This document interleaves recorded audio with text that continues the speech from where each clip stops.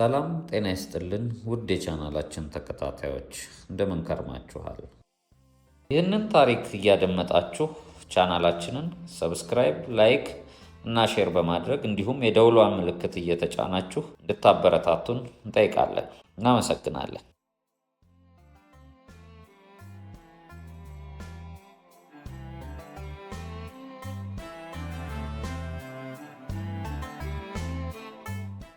ምዕራፍ 29 የመቀሌ ምሽግና ማጆር ጋሊያኖ ከኢጣሊያ ሀገር የሚላከው ጦርና በምክር ቤት የተደረገ ክርክር።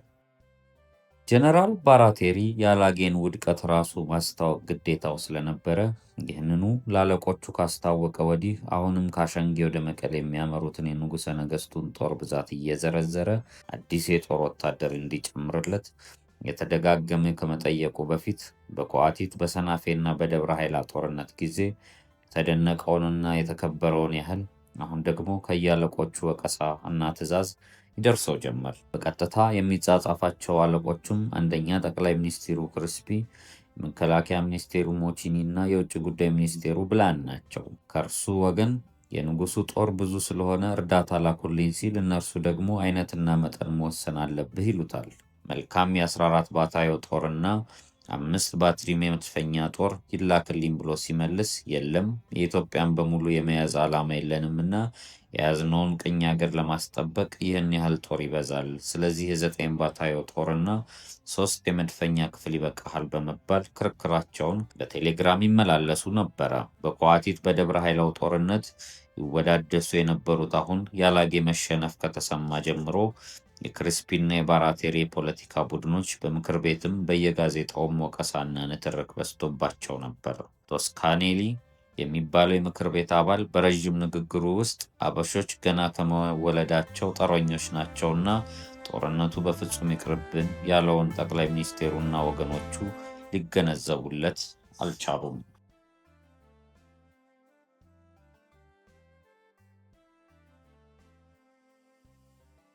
ስለዚህ ራሱ ክሪስፒ በአንደኛው ቴሌግራም ጊዜው ላንተም ለሁላችንም አደገኛ ነው፣ የጠየቅከውን ልከንልሃል፣ ከጠየቅከውን በላይ እንልክልሃለን፣ አለማሰብና አለመጠንቀቅ መከራ ያመጣል እንደሆነ በዚህ እኛ ምንም ጥፋት የለብንም ብሎ ከላከለት በኋላ ቀጥሎ በያዘው ሰሞን ደግሞ መንግስት በሰውም በመሳሪያም የጠየቅከውን ልኮልሃል፣ አገሪቱ አንድ ሌላ ድል ትጠብቃለች፣ እኔም ራሴ ጠብቃለሁ። ይኸው ድል አንድ ጊዜ ለዘለቄታ የአበሻን ጉዳይ የሚያደመድም መሆን አለበት። ታደርገው ተጠንቀቅ። የራስህንና የጣሊያኖችን ክብር ያለበት ነገር ነው። የዚህም ቀጥተኛ ትርጓሜው የአውሮፓውያንና የሰለጠነችው ኢጣሊያ ጦር ባልሰለጠነችው አፍሪካዊቷ በኢትዮጵያ ጦር መሸነፍ ያንተም የኢጣሊያም ክብር ተነክቷልና ይህን ያላጌን መሸነፍ የሚያስረሳ ኢትዮጵያም ሁለተኛ እንዳታንሰራራ የሚያደርግ አንድ ጊዜ ለዘለቄታ የሚሆን ጦርነት አድርገህ በድል አድራጊነት ስማችንን አድሰህ ለኢጣሊያንም ቅኝ ሀገር አውርሳት ነው። በዚህም ላይ ኢትዮጵያን እንደማናቸውም የጥቁር ሀገር ስለሚቆጥራት በአፍሪካና በኢስያም ከዚያም በፊት እንዳልነው እንግሊዞችና ፈረንሳዮች፣ ጀርመኖች፣ ቤልጂኮች አብዛኛውን ጊዜ ቅኝ ሀገሮቻቸውን ሁሉ በቀላል ጦርነት ስለያዙ የኢጣሊያ መሪዎችም ኢትዮጵያን የሚመለከቷት በዚሁ አይነት ነው። በዚህ ስሜት አያሌ መማክርት ያላጌው ውድቀት ክብራቸውን እንደነካ በመቁጠር ይህንኑ በጥፍ ለመበቀል የሁሉም ምኞት ነው። በዚህ ጎን ላይ እንዳልነው የነ ክሪስፒ ፖለቲካ ባለጋራዎች ስልጣን ለመያዝ ሲሉ የመንግስቱን አስተዳደርና የጦሩንም አመራር በምክር ቤትና በጋዜጣ ይነቅፉታል።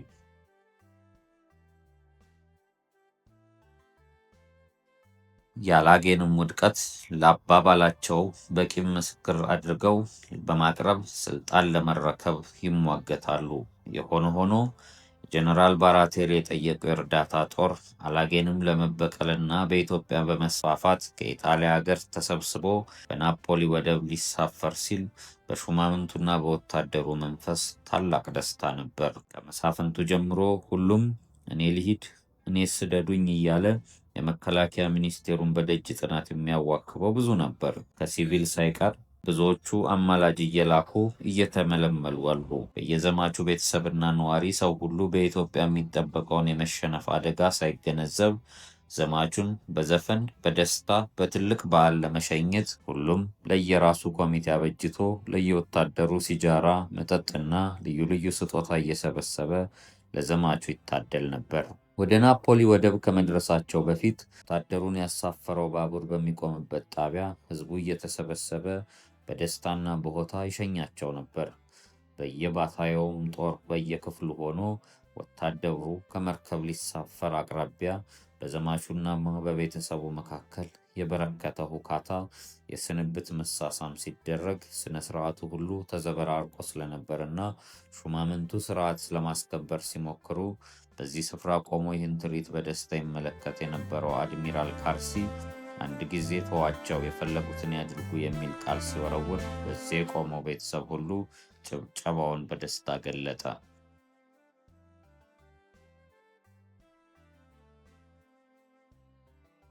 የአድዋ ጦርነት ከመደረጉ በፊት እንደ አውሮፓውያን አቆጣጠር የካቲት 29 ቀን ወደ ኢትዮጵያ የሚዘምቱት ወታደሮች ከናፖሊዮ ወደብ በተነሱበት ቀን ንጉሡ ራሱ ተገኝቶ ሸኝቷቸዋል። ከመነሳታቸውም በፊት ባደረገላቸው ዲስኩር መኳንንት፣ ምክትል መኳንንትና ወታደሮች ሆይ የራሴን የወታደርነትና የአገሪቱን ሰላም እኔው ራሴ ላቀርብላችሁ ፈለጉ። በወንድሞቻችን ደም የተቀደሰችውና የምትሄዱባት አገር ለእናንተ እንግዳ አይደለችም።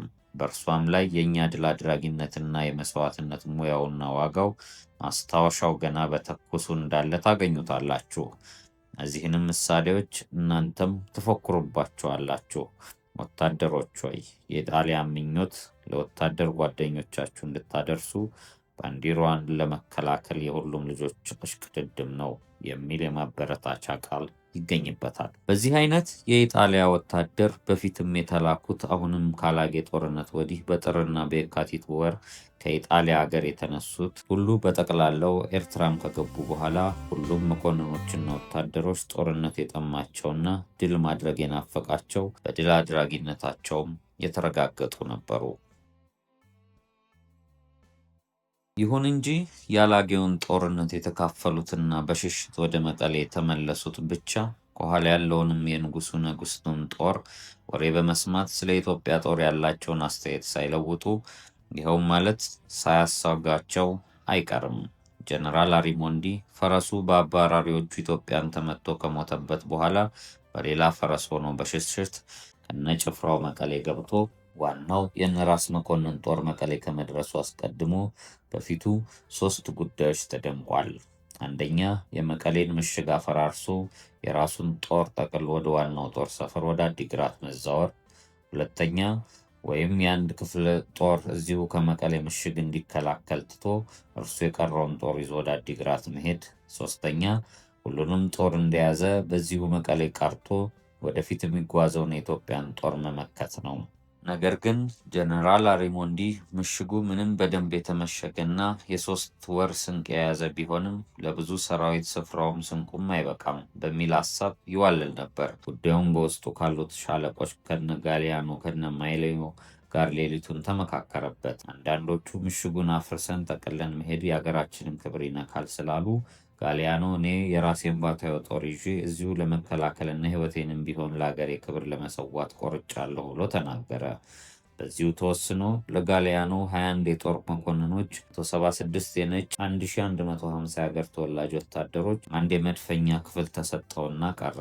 አሪሞንዲ የቀረውን ጦር ይዞ ሲነጋ ራስ መኮንን ከመድረሳቸው በፊት በችኮላ አለቃው ወዳለበት ወደ አዲግራት ፍርሃት ባለበት ግስጋሴ ሄደ።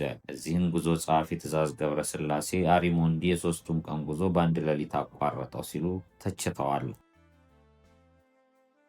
ጋሊያኖ ጦርነት የጠማውና የኢትዮጵያን ጦር ይንቅ እንደነበረ በግል ከወዳጆቹ ጋር የተጻጻፋቸው ደብዳቤዎች ያመለክታሉ። ያላጌ ጦርነት ከመደረጉ ከ1 ወር በፊት በዚሁ በመቀሌ የእነርሱ አገል ተወላጅ ናሬቲ በሰራው በአፄ ዮሐንስ ቤተ መንግስት ተቀምጦ ስለ ሊቤሪያኖ ለሚባለው ኢጣሊያ ሀገር ላለው ወዳጁ እንደዚህ የሚል ደብዳቤ ጽፎ ነበር። በጣም የተወደድከው ሊቤሪያኖ፣ የዛሬ 20 ዓመት አንድ ናሬቲ የሚባል አብሪያ አናጺ ሰርቶ በነበረ በአፄ ዮሐንስ አዳራሽ ዙፋን ላይ ተዝናንቼ በመዘርጋት በመልካም ጤንነት የምገኝ መሆኔን ለመግለጽ እነዚህ ጥቂት መስመሮች እልክልሃለሁ። ከ3 ቀን ጀምሮ የአራተኛው ባታዮ ጦር የጀመረውን ይህን ምሽግ ለማስጨረስ የኔ ወታደሮች እንዲያግዙ እዚሁ ላይ ቆይቻለሁ። ስራውን አልቆ መልካም መከላከያ ሆኗል። ነገ ከጀነራል አሪሞንዲ ጋር አዲግራት እንሄዳለን። መንገሻ በመሸሹ ምክንያት የተቋረጠው ጦርነት የቆመ አይመስለኝም። ምኒልክም አንድ ቁርጠኛ ውሳኔ ማድረግን አያውቅበትም። ዛሬ ጦርነት ይፈልጋል፣ በማግስቱ አይፈልግም። በዚህ መካከለኛ አየር ላይ ተንጣለልን ቀረን። በሮማ የእኛ ድል አድራጊነት ይጠበቃል። መቀሌ ከአዲግራት 115 ኪሎ ሜትር፣ ከአድዋ 120፣ ከአምባላጌ 74 ኪሎ ሜትር ርቆ የሚገኝ የእንደርታ ከተማ ነው። አፄ ዮሐንስ መቀሌንና ዋና ከተማዋን አድርገው እስካሁን ያለውን ቤተ መንግስት አሰርተው አድምቀውት ነበር። አሁን ጋሊያኖ መሽጎ የተቀመጠበት ቦታ አፄ ዮሐንስ በዘመነ መንግስታቸው ካሰሩት ቤተ መንግስት ወደ ደቡብ ምስራቅ አለፍ ብሎ የእንዳ ኢየሱስ ቤተ ክርስቲያን ካለበት ከፍተኛ ቦታ ላይ ነው። ከፍታው ከባህር የመቀሌ 2062 ሜትር ሲሆን የእንዳ ኢየሱስ 2240 ሜትር ነው። ከዓመት በፊት በደብረ ኃይላው ጦርነት በኋላ ጄኔራል ባራቴሪ መቀሌ የገባለት ግማሹ ህዝብ ካህናቱን ጭምር በውድም በግድም ተሰልፈው ከተቀበሉት ጊዜ የመቀሌ ከተማ ላላጌና ላሸንጌል፣ አዲግራትና ለአስመራ አማካይ በመሆኑ የእንዳ ኢየሱስ ጉብታ ጠላትን ለመከላከል የሚያመች መሆኑን ተመልክቶ ሟቹ ቶዞሊ የምሽጉን ስራ እንዲጨርስ አዞት ነበር። ከዚያም ቶዞሊ ወደፊት ወደ አላጌ የዘመተ ጊዜ የምሽጉን ስራው ይኸው ጋሊያኖ ከአሪሞንዲ ጋር እየተስማማ ወደ ፍጻሜ አድርሶታል። የእንዳ ኢየሱስ ቤተ ክርስቲያንም ለምሽጉ ስራ እንቅፋት ስለሆነ ታቦቱን አስወጥቶ በቤተ ክርስቲያኑ ህንፃ ላይ ራሱ የኢጣሊያ ባንዲራ ተሰቅሎበት በውስጥና በበራፍ መድፍና ጠመንጃ ተጠምዶበታል። በራስ መኮንን የሚመራው ጦር ህዳር 28 ቀን የአላጌ ምሽግ ከደመሰሰ በኋላ ከዚያ ለእንደርታ የመጣውን የጄኔራል አሪሞንዲን ጦር ወደ መቀሌ እያባረረ የአላጌ ጦርነት በተደረገ በሶስተኛው ቀን ወደ መቀሌ ምሽግ አቅራቢያ ደረሰ። እንደደረሰም የራስ መኮንን ሀሳብ ሁልጊዜ በሰላም መንገድ ጣሊያንን ከሀገር ካስወጣለሁ የሚል ተስፋ ስለሆነ በሚጓዝበት ጊዜ እርሳቸው ለጀነራል ባራቴሪ አንድ የሚታመን ሁነኛ ሰው የእኛን ሀሳብ ለመንግስታችሁ ሊያቀርብ የሚችል ላክልኝ ብለው አንድ ደብዳቤ ላኩለት። እርሱም ለዚህ ጉዳይ የተመረጠውን መኮንን ይዞ የሚሄድ ሰው ይላኩልኝ ብሏቸው ለዚሁ ብላታ እንግዳ ተሰማ የሚባሉትን መርጠው ላኩለት። ከዚህ በኋላ ኡምቤርቶ ፓርቲኒ የሚባለውን መርጦ ከእርሱም ጋር ሙንጣዝ መሐመድ የሚባለውን ለአስተርጓሚነት፣ ሌላ ደግሞ ተራ ወታደር ለአጃቢነት ልኳቸው በታህሳስ 18 ቀን 1895 ዓ.ም እንደ አውሮፓውያን አቆጣጠር ራስ መኮንን ሰፈር ደረሱ። ራሳቸውን መልእክተኛውን በደንብ ተቀብለው ስላነጋገሩት በጣም ደስ አለው። ምንም እንኳን ራስ መኮንን እርቁን አጥብቀው ከልብ የሚፈልጉት ቢሆን ጣሊያኖች ደግሞ የዚህን የእርቅ ንግግር ጊዜ የሚጠቀሙበት ምሽግ ለማጠንከሪያ በሩቁ ሰበብ በራሳቸው በሰራዊቱ መካከል ወዲያና ወዲህ በማለት ሲያጋጥማቸው የመኳንንቱን ስሜት ለማወቂያ የመሳሪያውንና የወታደሩን ቁጥር ለመገንዘቢያ የያለቃውን የወታደሩን ስነስርዓት አጠባበቅና የሞራሉን ደረጃ ለመገመቻ ነው። ቲኒንቲ ፓርቲኒ ከምርኮኛው ከቲኒንቲ ሰካላ ጋር እንዲጫወትና አብሮ እንዲያድር የተፈቀደለትን ጊዜ ለዚህ ለስለላና ለውይይት ነው ያደረገው። እንደ እውነቱ ራስ መኮንን በዚህ በጦርነት ሰዓት መልእክተኛው ከምርኮኛው ጋር ተገናኝቶ እንዲሰነብት መፍቀዳቸው የሚገባ ባይሆንም የራሳቸው አስተሳሰብ ምን እንደነበረ ለመገመት ያዳግታል። ራስ መኮንን ለጠቅላይ ገዢው አንድ ደብዳቤ በሐረር ሳሉ ለሚያውቁትና እርቁ ጉዳይም አነጋግረውት ለነበረው ለፔትሮይ ፊልተር ሌላ ደብዳቤ ቲኒንቲ ፓርቲኒን አስይዘው ላኩት። እሱም እነዚህን ደብዳቤዎች ይዞ መቀሌ ምሽግ ደርሶ ከዚያ ወደ አዲግራት ሄዶ ለጀነራል ባራቴሪ አስረከበ። ባራቴሪም በጉዳዩ ሮማ ካሉት ባለስልጣኖች ጋር በቴሌግራም ሲነጋገርበት ሰንብቶ ወደፊት እንደምናነበው ይሄው ፊልተር ካለበት ተፈልጎ መቀሌ እንዲሄድና ከራስ መኮንን ጋር እንዲነጋገር ተወሰነ።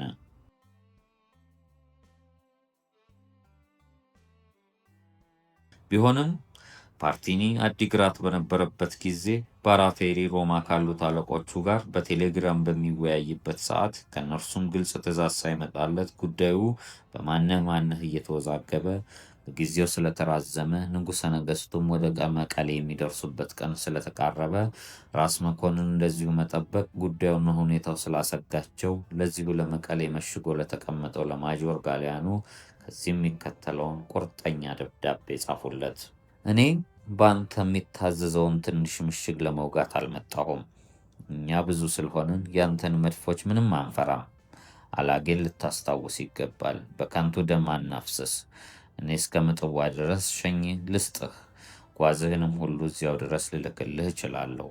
እርሱም በበኩሉ ለዚህ መልስ ከስፍራዬ አልነቃነቅም፣ ጓዜንና ምሽጉን መውሰድ የፈለግክ እንደሆነ ናና ውሰድ፣ በመድፍ በትር እቀበልሃለሁ የሚል ቁርጠኛ መልስ ላከባቸው። የጋሊያኖ መልስ ባላጌ ጦርነት ዋዜማ ቶዞሊ ከመለሰው የድፍረት መልስ ጋር ተመሳሳይ ነው።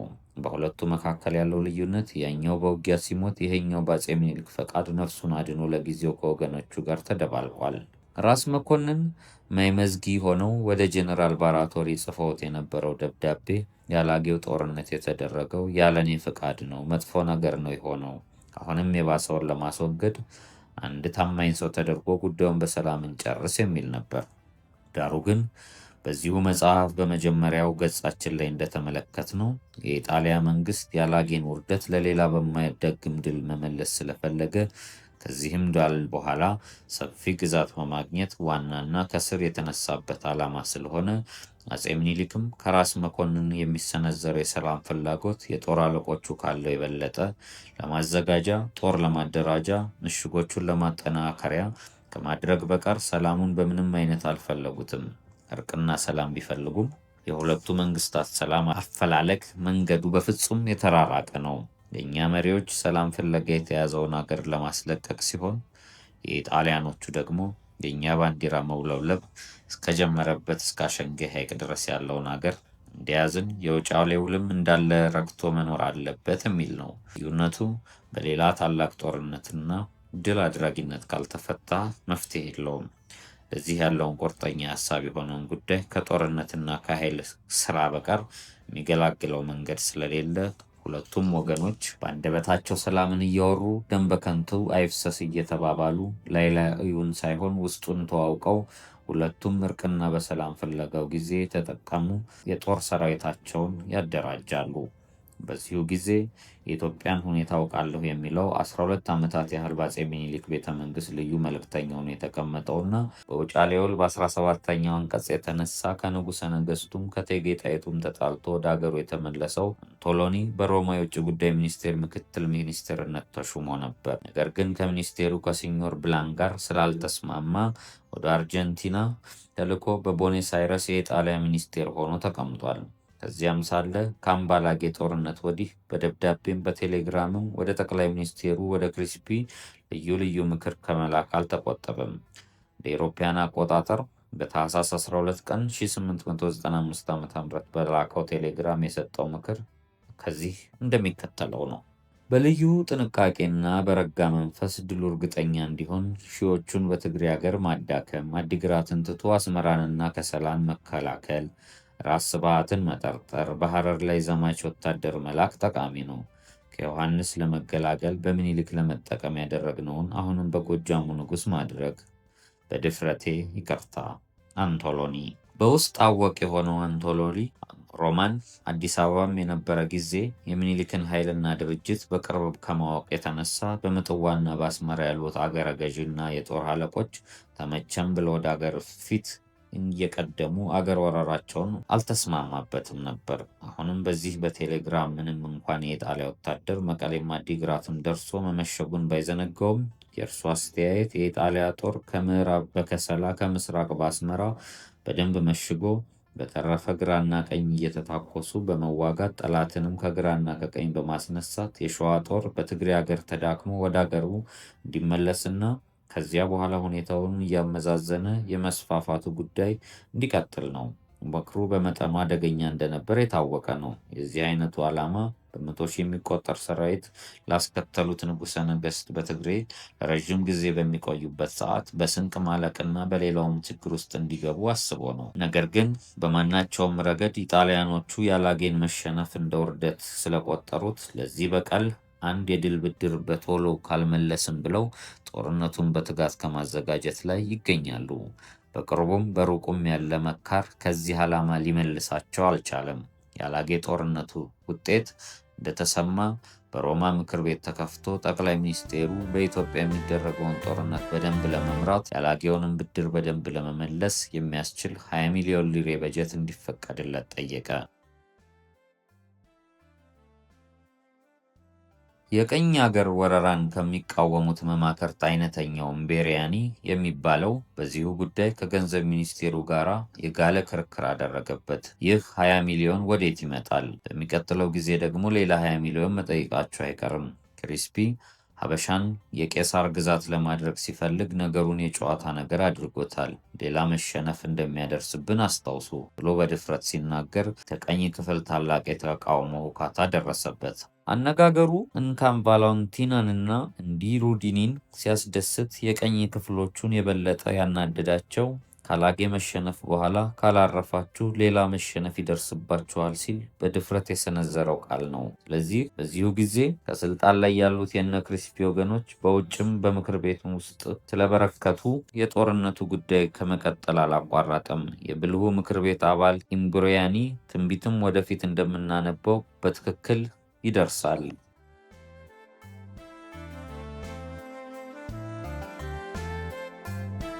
ታሪኩን እንደወደዳችሁት ተስፋ እናደርጋለን። ወደፊት የምንለቃቸው ታሪኮች እንዲደርሳችሁና ለሌሎችም እንዲደርሱ ቻናላችንን ሰብስክራይብ፣ ላይክ እና ሼር ማድረጋችሁን እንዳትረሱ። አስተያየታችሁንም ጻፉልን። እናመሰግናለን።